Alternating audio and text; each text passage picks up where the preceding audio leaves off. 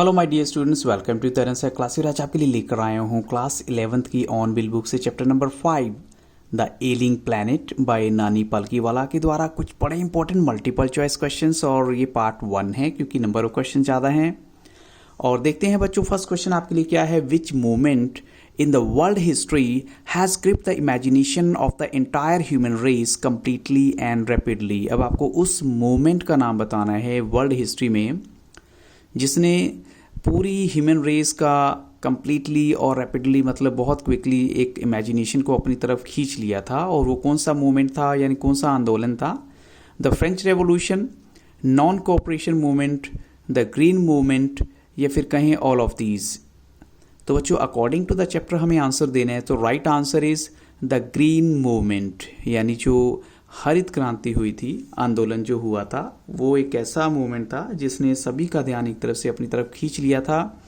अब चलते हैं क्वेश्चन नंबर 2 के लिए। When was this article published in the Indian express. अब आपको बताना है ये आर्टिकल जो है इंडियन एक्सप्रेस न्यूज़पेपर में जो है कब पब्लिश हुआ था। तो ऑप्शन आपके सामने है 24 नवंबर 1994, 26 नवंबर 1996, 26 नवंबर 1998 और 24 नवंबर 1999।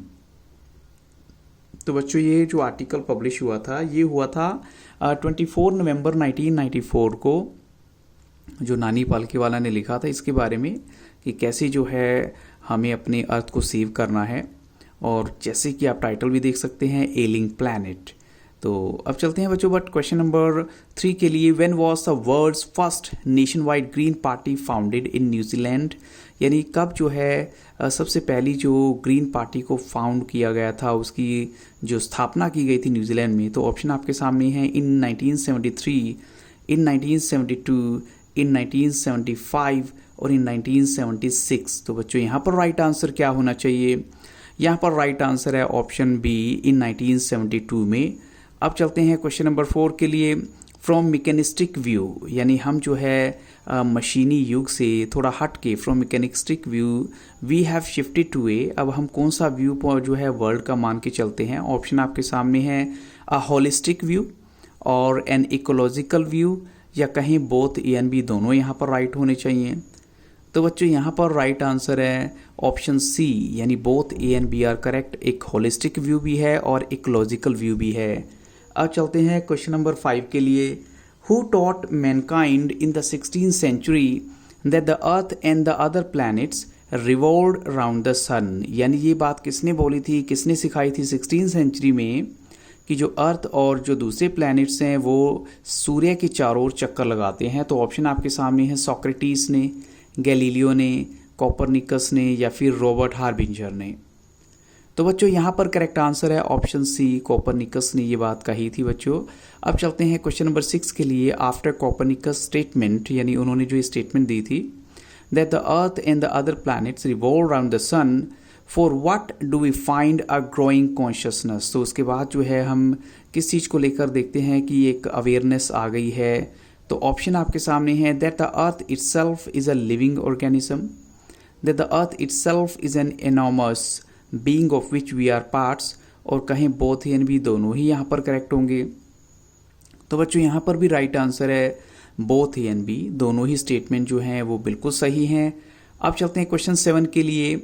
What should be done with the earth's metabolic needs and vital processes. अब क्या किया जाना चाहिए जो अर्थ की मेटाबॉलिक नीड्स हैं या उसकी जो वाइटल प्रोसेसेस हैं उनके साथ। तो they need to be respected, they need to be preserved, और बोथ एंड बी दोनों ही यहाँ पर करेक्ट हैं। तो बच्चों यहाँ पर बी करेक्ट आंसर है बोथ ए एंड बी, यानी हमें उनको रिस्पेक्ट भी करना है और प्रिजर्व करना मतलब बचा कर भी रखना है। अब चलते हैं क्वेश्चन नंबर 8 के लिए। What do the earth's vital science reveal. यानी अर्थ के जो वाइटल साइंस हैं वो किस चीज़ को शो करते हैं, क्या शो करते हैं। That the earth is like a patient in declining health.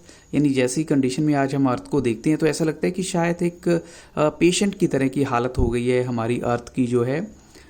या फिर कहें that the earth is like a ball declining in health. यानी अर्थ जो है एक बॉल की तरह है जो डिक्लाइन कर रही है हेल्थ में। तो बच्चों यहाँ पर थर्ड ऑप्शन भी है, the earth is like a book in declining health, यानी अर्थ जो है एक बुक की तरह है जो अपने हेल्थ को खोए जा रही है, या अर्थ एक पेपर की तरह है जो अपना हेल्थ खोए जा रही है। तो बच्चों यहाँ पर राइट आंसर है option A, that the earth is like a patient in declining health. अब यहाँ पर बच्चों जब अर्थ को एक पेशेंट से कंपेयर किया गया है लाइक वर्ड यूज़ करके, तो यहाँ एक अगर आपसे पोएटिक डिवाइस पूछ लिया जाता है तो वो है सिमिली, क्योंकि जब भी लाइक और ऐसे हम कंपैरिजन करते हैं टू डिसिमिलर ऑब्जेक्ट्स का, तो वहाँ जो पोएटिक डिवाइस यूज़ होता है वो सिमिली है। ये मैं बस आपको एक एडिशनल इंफॉर्मेशन दे रहा था। अब चलते हैं क्वेश्चन नंबर 9 के लिए, what are our ethical obligations towards earth. हमारी जो एथिकल ऑब्लिगेशंस हैं यानी एक मोरल ड्यूटी है अर्थ के लिए, वो क्या है? To be good stewards of the planet, हमें जो है अच्छा केयर टेकर बनना है प्लैनेट का। To be good trustees of the legacy of the future generation, और या हम ये कहें कि हमने फ्यूचर जनरेशन के लिए एक अच्छे ट्रस्टीज़ की तरह जो है इसको संभाल के रखना है, या कहें बोथ ए एंड बी, दोनों ही स्टेटमेंट बिल्कुल सही हैं। तो बच्चों यहाँ पर राइट आंसर है both A and B, both the statements are correct. अब चलते हैं क्वेश्चन नंबर 10 के लिए, when was the concept of sustainable development popularized, यानी सस्टेनेबल डेवलपमेंट का कॉन्सेप्ट कब पॉपुलराइज्ड हुआ था? तो ऑप्शन आपके सामने हैं 1987, 1988, 1989 या 1990। तो बच्चों यहाँ पर करेक्ट आंसर है ऑप्शन ए इन 1987। अब चलते हैं क्वेश्चन नंबर 11 के लिए, who popularize the concept of sustainable development. अब इस कॉन्सेप्ट को किसने पॉपुलर किया था जो सस्टेनेबल डेवलपमेंट है? यूएनओ ने, या यूनेस्को ने, या फिर हम कहें world commission on environment and development, या लास्ट ऑप्शन है world commission on green movement.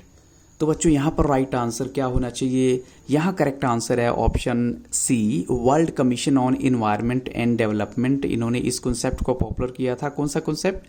Sustainable development.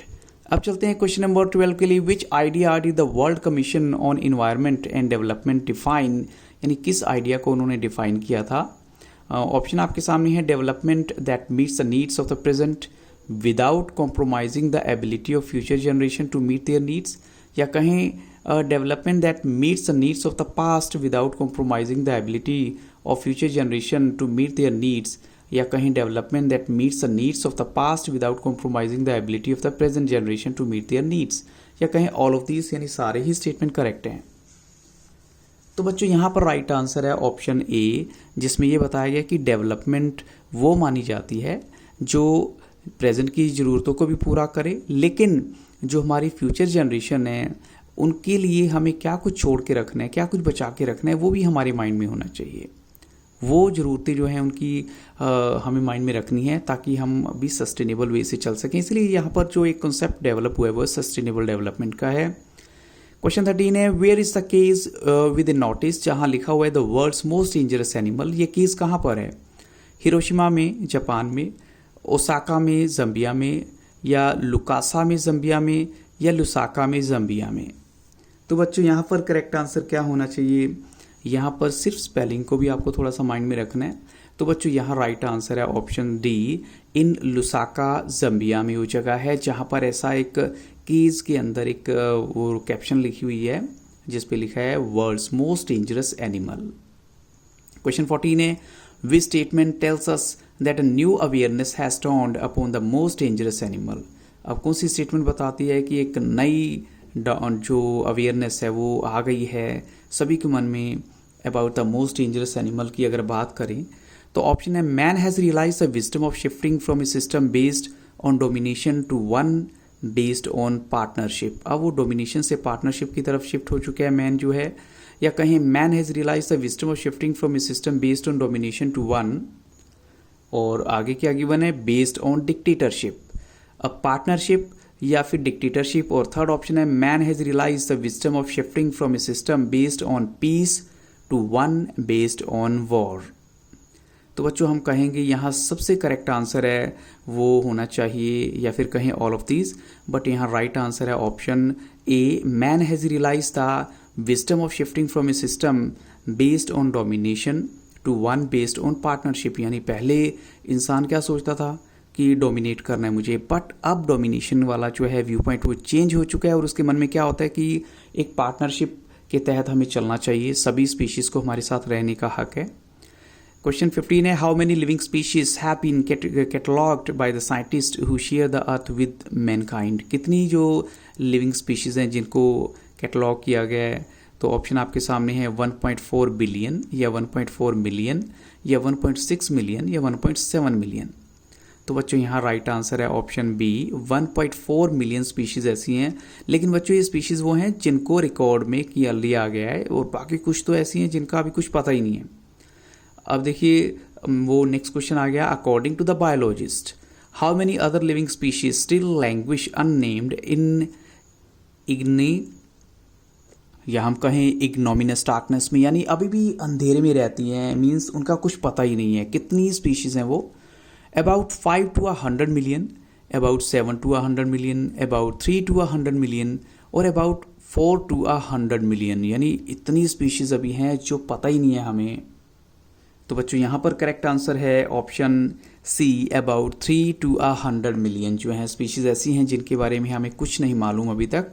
Question 17 है, which early international commission dealt with the question of ecology and environment. ऐसा कौन सा इंटरनेशनल कमीशन है, इनफैक्ट अर्ली इंटरनेशनल कमीशन है जो ecology और इन्वायरमेंट के क्वेश्चन से डील कर रहा था। ऑप्शन आपके सामने हैं brand commission, Gilford commission, environment commission या ऑल ऑफ दीज। तो बच्चों यहाँ पर राइट आंसर है ऑप्शन ए, वो है ब्रैंड कमीशन जो इस पूरे टॉपिक के साथ डिस्कस कर रहा था या डील कर रहा था। क्वेश्चन 18 है, who was the only Indian in the brand commission as one of its members. सिर्फ एक मेंबर ऐसे थे जो इंडियन थे इस पूरे कमीशन में, वो कौन थे? तो ऑप्शन आपके सामने है मिस्टर एल के Mishra, mister L K Jha, mister L के खान और मिस्टर आर के झा।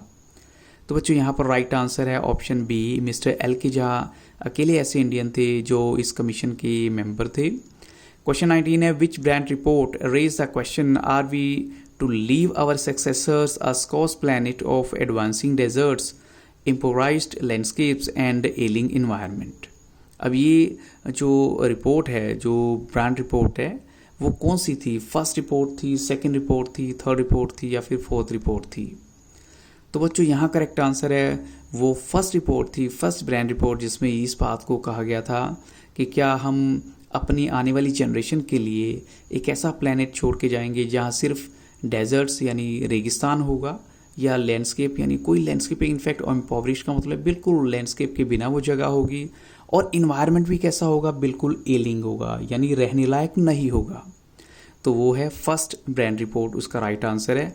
क्वेश्चन नंबर 20 में देखिए, who is the author of the book the global economic prospects. अब इस बुक के ऑथर का नाम आपको बताना है। ऑप्शन आपके सामने है James faith, mister L K Jha, mister Lester R Brown और मिस्टर एडगार एस वुलार्ड। तो बच्चों यहाँ पर करेक्ट आंसर क्या होना चाहिए? वो ऑथर कौन है इस बुक के, द ग्लोबल इकोनॉमिक प्रोस्पेक्ट के? और वो करेक्ट आंसर है option C, mister Lester R brown.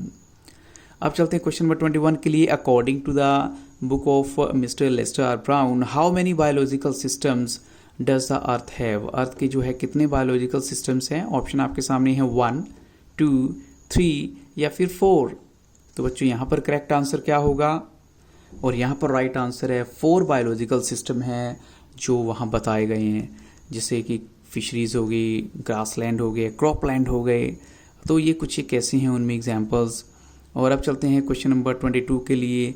What forms are foundation of the global economic system, यानी ऐसी कौन सी चीज़ है जो ग्लोबल इकोनॉमिक सिस्टम की फाउंडेशन बना के रखती है, बनाती है? तो वो है ग्रासलैंड्स, फॉरेस्ट, फिशरीज या फिर क्रॉपलैंड, या फिर हम कहें ऑल ऑफ दीज। सभी के सभी यहाँ पर करेक्ट आंसर हैं। तो बच्चों यहाँ पर सभी के सभी ऑप्शन जो हैं बिल्कुल करेक्ट हैं, क्योंकि वो जो 4 आस्पेक्ट की भी हम बात कर रहे थे वो यही हैं, grassland, forest, fisheries and croplands. तो all of these is the right answer. Question number 23, in addition to supplying our food what do these 4 systems, यानी जिनकी हम बात कर रहे हैं वो क्या प्रोवाइड करते हैं? तो क्या ये पॉल्यूशन क्रिएट करते हैं, हार्म द इन्वायरमेंट, या they spoil the marine life, marine life जो होती है सी लाइफ होती है, और they provide raw material to the industry? तो बच्चों यहाँ पर करेक्ट आंसर है option D, they provide raw material to the industry. अब चलते हैं क्वेश्चन नंबर 24 के लिए। Where is overfishing very common every day, यानी कहाँ पर ओवर फिशिंग जो है आपको कॉमन लगेगी हर जगह? वो है in the rich countries, in the developing countries और in a protein conscious and protein hungry world, या कहें in the modern vegetarian world. तो बच्चों यहाँ राइट आंसर है option C, in a protein conscious and protein hungry world, जहाँ पर आपको ऐसा लगेगा कि वाकई ओवर जो है फिशिंग हो रही है। क्वेश्चन नंबर 25 है, who said the tropical forest is the power house of evolution, यानी किसने कहा था कि जो ट्रॉपिकल फॉरेस्ट हैं वो पावर हाउस हैं एवोल्यूशन के। ऑप्शन आपके सामने हैं doctor Myers, doctor in fact mister L K Jha, mister Lester R Brown या मिस्टर एडगार एस वुलर्ड। तो बच्चों यहाँ पर राइट आंसर है ऑप्शन ए, मिस्टर मायर्स ने ऐसा कहा था। और इन्हीं क्वेश्चंस के साथ इस वीडियो को यहाँ स्टॉप करूँगा, but I will definitely bring part 2 very soon. So keep on watching Taran sir classes. अगर वीडियो अच्छा लगा हो तो लाइक शेयर और सब्सक्राइब करना मत भूलिएगा। Have very nice day.